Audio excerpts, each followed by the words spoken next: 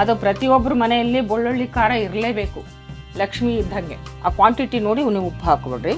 ಉಪ್ಪು ರುಚಿ ನೋಡಿಕೊಂಡು ಹಾಕ್ಕೋಬೋದು. ಇದು ಬೆಳ್ಳುಳ್ಳಿ ಚಟ್ನಿ ರೆಡಿಯಾಗಿದೆ. ಇದು ಇಷ್ಟು ನೈಸ್ ಸಾಕು.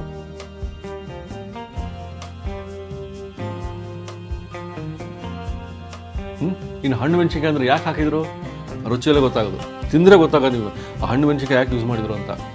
ತಬಲಾ, ಹಾರ್ಮೋನಿಯಂ, ಸಂತೂರು, ವೀಣವಾದ್ನ ಆಹಾ.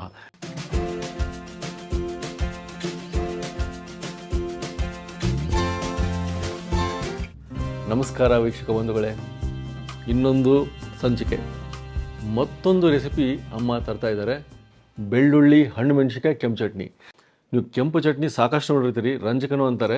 ಇದು ಇನ್ನೊಂದು ಥರದ ಒಂದು ರಂಜಕ. ಯಾವ ಥರ? ಬೆಳ್ಳುಳ್ಳಿ ಮತ್ತು ಹಣ್ಣು ಮೆಣಸಿನ್ಕಾಯಿ ಅದನ್ನು ಬಳಸಿ ಒಂದು ಕೆಂಪು ಚಟ್ನಿ ಅಂತೆ. ಮೊದಲನೇ ಬಾರಿ ನೋಡ್ತಿರೋದು. ಅದು ಯಾವ ಥರ ಪ್ರಿಪೇರ್ ಮಾಡ್ತಾರೆ, ಅಡುಗೆ ಮನೆಗೆ ಹೋಗೋಣ, ನೋಡೋಣ ಬನ್ನಿ. ನಮಸ್ಕಾರ ವೀಕ್ಷಕರೇ, ನಾನು ಇವತ್ತು ನಿಮಗೆ ಉತ್ತರ ಕರ್ನಾಟಕದಲ್ಲಿ ಮನೆ ಮಾತಾಗಿರುವ ಬೆಳ್ಳುಳ್ಳಿ ಚಟ್ನಿ, ಬೆಳ್ಳುಳ್ಳಿ ಖಾರ ಅಂತಾರೆ. ಅದು ಪ್ರತಿಯೊಬ್ಬರ ಮನೆಯಲ್ಲಿ ಬೆಳ್ಳುಳ್ಳಿ ಖಾರ ಇರಲೇಬೇಕು, ಲಕ್ಷ್ಮಿ ಇದ್ದಂಗೆ. ಅವರು ಯಾವುದೇ ಪಲ್ಯ ಮಾಡಲಿ, ಯಾವುದೇ ಸಾರು ಮಾಡಲಿ, ಬೆಳ್ಳುಳ್ಳಿ ಖಾರ ಅಂತೂ ಅವ್ರ ಮನೆಯಲ್ಲಿ ಇರಲೇಬೇಕು. ಅಂಥ ಒಂದು ಖಾರನ ನಿಮಗೆ ಇವತ್ತು ಮಾಡಿ ತೋರಿಸ್ತೀನಿ ನಾನು. ನಮ್ಮ ಬೆಳ್ಳುಳ್ಳಿ ಖಾರಕ್ಕೆ ಚಟ್ನಿಗೆ ಇದು ಬೇಕಾಗುವ ಸಾಮಾನುಗಳು.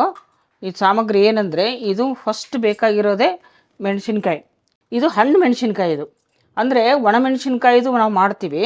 ಅದು ಒಣಮೆಣಸಿನ್ಕಾಯಿ ಮಾಡಬೇಕಾದ್ರೆ ಅದನ್ನು ಬಿಸಿನೀರಿನಲ್ಲಿ ನೆನೆಸಿಟ್ಟು ಮಾಡ್ತೀವಿ. ಇದು ಹಣ್ಣು ಮೆಣಸಿನ್ಕಾಯಿ ಹಣ್ಣಾಗಿದ್ದು. ಇದನ್ನು ನಾವು ಸ್ವಲ್ಪ ಎಣ್ಣೆ ಹಾಕಿ ಹುರ್ಕೊಂಡು ಮಾಡ್ತೀವಿ. ಇದಕ್ಕೆ ಸ್ವಲ್ಪ ಎಣ್ಣೆ ಬೇಕು. ಇದಕ್ಕೆ ಹುಣಸೆ ಹಣ್ಣು ಬೇಕು, ಜೀರಿಗೆ, ಬೆಳ್ಳುಳ್ಳಿ, ಬೆಲ್ಲ, ಕರಿಬೇವು, ಉಪ್ಪು, ಇಷ್ಟೇ ಸಾಮಗ್ರಿಗಳಿಂದ ಮಾಡಬೇಕಿದು. ಇದು ಬಾಣಲೆ ಕಾಯಬೇಕು. ಇದು ಒಂದು 1/4 kg ಇದೆ. ಇದು ಈ 1/4 kgನ ಸ್ವಲ್ಪ ಎಣ್ಣೆ ಹಾಕಿ ನಾವು ಹುರ್ಕೋಬೇಕು. ಇದು ಎಷ್ಟು ಹಿಡಿಯುತ್ತೋ ಅಷ್ಟು ಎಣ್ಣೆ ಹಾಕಿ ನಾವು ಹುರಿಬೇಕು. ಇದನ್ನು ಇದಕ್ಕೆ ಮೆಣಸಿನ್ಕಾಯಿ ಹಾಕಿದ ಮೇಲೆ ಈ ರೀತಿ ಎಣ್ಣೆ ಹಾಕಬೇಕು. ಇದಕ್ಕೆ ಭಾಳ ಎಣ್ಣೆ ಬೇಕಾಗಲ್ಲ.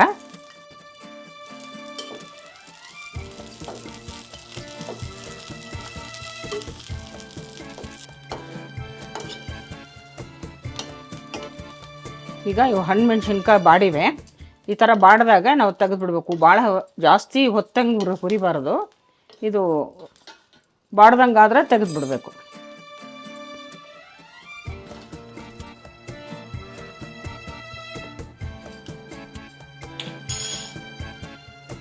ಇವು ತಣ್ಣಗಾಗ್ಯಾವ. ಈಗ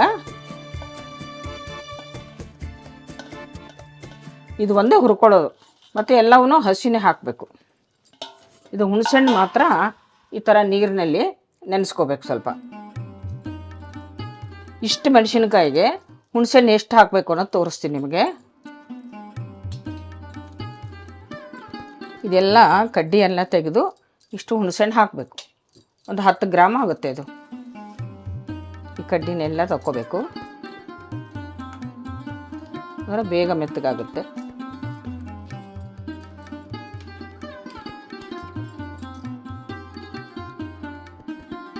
ಒಂದು ಚಮಚ ಜೀರಿಗೆ ಹಾಕ್ತೀನಿ, ಕರಿಬೇವು,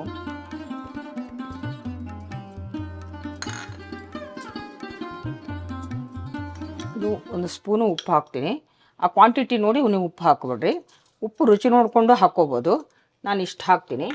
ಇದು ಮುಂಚೆ ರುಬ್ಕೊಂಡ್ಮೇಲೆ ಆಮೇಲೆ ಲಾಸ್ಟಿಗೆ ಬೆಳ್ಳುಳ್ಳಿ ಮತ್ತು ಬೆಲ್ಲ ಹಾಕ್ತೀನಿ. ಇವಾಗ ಇಷ್ಟಾಗಿದೆ. ಈ ಹದಕ್ಕೆ ಬಂದಾಗ ಬೆಳ್ಳುಳ್ಳಿ ಮತ್ತು ನಾವು ಬೆಲ್ಲ ಹಾಕಬೇಕು. ಹಾಕಿ ಮತ್ತೊಂದೆರಡು ಸುತ್ತು ತಿರುಗಿಸ್ಬೇಕು. 1-2 ಸ್ಪೂನ್ ಬೆಲ್ಲ ಹಾಕ್ರಿ. ನೀವು ಎಷ್ಟು ಬೇಕೋ ಅಷ್ಟು ನೋಡ್ಕೊಂಡು ಹಾಕ್ಕೊಡ್ರಿ. ಬೆಳ್ಳುಳ್ಳಿ ಹಾಕ್ತೀನಿ. ಬೆಳ್ಳುಳ್ಳಿ ಚಟ್ನಿ ಅಲ್ಲ ಇದು, ಸ್ವಲ್ಪ ಬೆಳ್ಳುಳ್ಳಿ ಜಾಸ್ತಿನೇ ಹಾಕ್ಕೋಬೇಕು.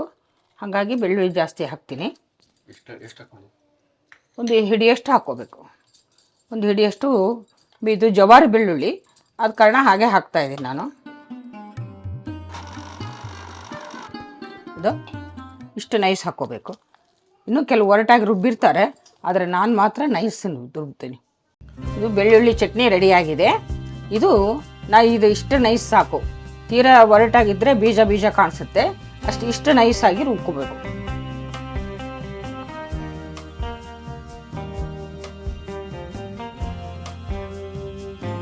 ಈಗ ಉತ್ತರ ಕರ್ನಾಟಕದ ಬೆಳ್ಳುಳ್ಳಿ ಚಟ್ನಿ ರೆಡಿಯಾಗಿದೆ.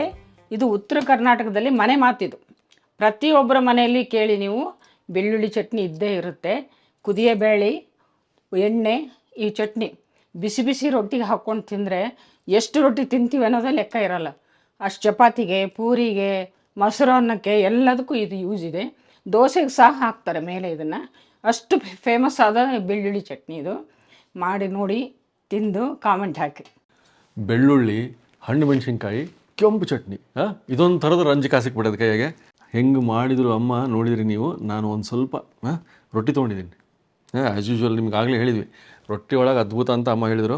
ರೊಟ್ಟಿ ತೊಗೊಂಡೆ. ಹಾಗೆ ಎಣ್ಣೆ, ಕೆಂಪು ಚಟ್ನಿ ಅಂದರೆ ಅದ್ರಾಗ ಎಣ್ಣೆ ಹಾಕ್ಕೊಂಡೇ ತಿನ್ನೋದು ಎಲ್ಲ ಕಡೆಗೆ. ನಿಮ್ಗೆ ಗೊತ್ತಿದೆ. ಗೊತ್ತಿಲ್ಲದವರಿಗೆ ಉತ್ತರ ಕರ್ನಾಟಕದಲ್ಲಿ ಕೆಂಪು ಚಟ್ನಿ ಇದ್ದರೆ ಅದ್ರಾಗ ಎಣ್ಣೆ ಹಾಕ್ಕೊಂಡು ಫುಲ್ ಬ್ಯಾಟಿಂಗ್. ನಾವು ಅದೇ ಥರ ಒಂದು ಸ್ವಲ್ಪ ಎಣ್ಣೆ ಹಾಕೋತೀನಿ. ಈ ಥರ ಎಣ್ಣೆ ಒಳಗೆ ಹಿಂಗೆ ಕಲಿಸ್ಕೊಂಡು ಹೆಂಗಿದೆ ನೋಡ್ರಿ, ಒಂದು ಸ್ವಲ್ಪ ಹಿಂಗೆ ಕಟ್ ಮಾಡ್ಕೊಂಡ್ರೆ ರೊಟ್ಟಿ ಒಟ್ಟಿಗೆ ಟೇಸ್ಟ್ ಮಾಡೇ ಬಿಡ್ತೀನಿ.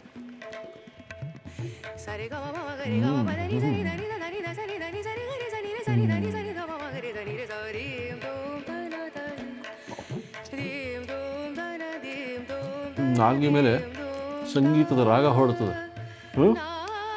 ತಬಲಾ, ಹಾರ್ಮೋನಿಯಂ, ಸಂತೂರು, ವೀಣೆವಾದನ, ಆಹಾ ರುಚಿಯಲ್ಲಿ ಅವೆಲ್ಲ ನಿಮಗೆ ಫೀಲ್ ಆಗ್ತಾವೆ. ಸಂಗೀತನೇ ಫೀಲ್ ಆಗ್ತದೆ ಅನ್ಕೋಬೋದು ನೀವು. ಅಷ್ಟು ಒಂದು ಮೃದುವಾದ ಒಂದು ರುಚಿ. ಆ ಕೆಂಪು ರಂಜಕ ಅಂತಾರಲ್ಲ, ಬೆಳ್ಳುಳ್ಳಿ ಐತಂತೂ ಫೀಲಿಂಗ್ ಆಗಲ್ಲ, ಬಟ್ ಅದರದ್ದು ಒಂದು ಫ್ಲೇವರ್ ಸಿಗ್ತದೆ ನಾಲ್ಗೆ ಮೇಲೆ. ಇನ್ನು ಹಣ್ಣು ಮೆಣಸಿನ್ಕಾಯಿ ಅಂದರೆ ಯಾಕೆ ಹಾಕಿದ್ರು ರುಚಿಯಲ್ಲೇ ಗೊತ್ತಾಗೋದು. ತಿಂದರೆ ಗೊತ್ತಾಗೋದು ನಿಮಗೆ ಆ ಹಣ್ಣು ಮೆಣಸಿನ್ಕಾಯಿ ಯಾಕೆ ಯೂಸ್ ಮಾಡಿದ್ರು ಅಂತ. ಅದರಲ್ಲೇ ಒಂದು ವಿಭಿನ್ನವಾದ ರುಚಿ ಬರ್ತದೆ. ಹಾಗಾಗಿ ಹಳ್ಳಿ ಒಳಗೆ ಈ ಥರದ್ದು ಕೆಂಪು ಚಟ್ನಿ ಮತ್ತು ಸ್ವಲ್ಪ ಎಣ್ಣೆ ಹಾಕ್ಕೊಂಡ್ರೆ 7-8 ರೊಟ್ಟಿ ತಿಂತಿದ್ರಂತ ಕೇಳ್ಬಿಟ್ಟೆ. ಅದು ಹೆಂಗೆ ತಿಂತಾರಂತ ನನಗೆ ಆಶ್ಚರ್ಯ ಆಗ್ತಿತ್ತು. ಈಗ ಗೊತ್ತಾಗ್ತದೆ. ಗುಳುಮ್ ಅಂತ ಹೋಗೇ ಬಿಡ್ತದೆ ರೊಟ್ಟಿಗಳು. ಸೂಪರ್. ಇಂಥದ್ದು ರಂಜಕ, ಇಂಥ ಕೆಂಪು ಚಟ್ನಿ, ಬೆಳ್ಳುಳ್ಳಿ ಮತ್ತು ಹಣ್ಣು ಮೆಣಸಿನ್ಕಾಯಿ ಮಾಡ್ಕೊಂಡು ನಮಗೆ ಕಾಮೆಂಟ್ಸ್ ಹಾಕಿ ನೋಡೋಣ ಹೆಂಗೆ ಬಂತು ಮನೆಗೆ. ನಿಮ್ಮ ಒಂದು ಆ ಪ್ರಿಪ್ರೇಷನ್ ಯಾವ ರೀತಿ ಬಂದದ್ದು ಅಂತ ತಿಳ್ಕೊಳಕ್ಕೆ ಭಾಳ ಆಸಕ್ತಿ ಇದೆ. ಕಾಮೆಂಟ್ಸ್ ಹಾಕಿ. ಸಾಕಷ್ಟು ಜನ ಗೊತ್ತಾಗಲಿ, ಭಾಳ ಜನ ಗೊತ್ತಿಲ್ಲಿದ್ದು, ಸಾಕಷ್ಟು ಜನ ಗೊತ್ತಾಗಲಿ. ಸಬ್ಸ್ಕ್ರೈಬ್ ಮಾಡದಿರೋರು ಮಾಡಿ. ಯಾಕಂದರೆ ಇದು ಬಂದು ವಿಭಿನ್ನವಾದ ಒಂದು ಚಾನಲ್ ನಮ್ಮದು. ಮನೆ ರೆಸಿಪೀಸು ಮನೆ ಅಳತೆಗೆ ಸಿಗ್ತದೆ ರೀ. Take care. ಮುಂದಿನ ಎಪಿಸೋಡ್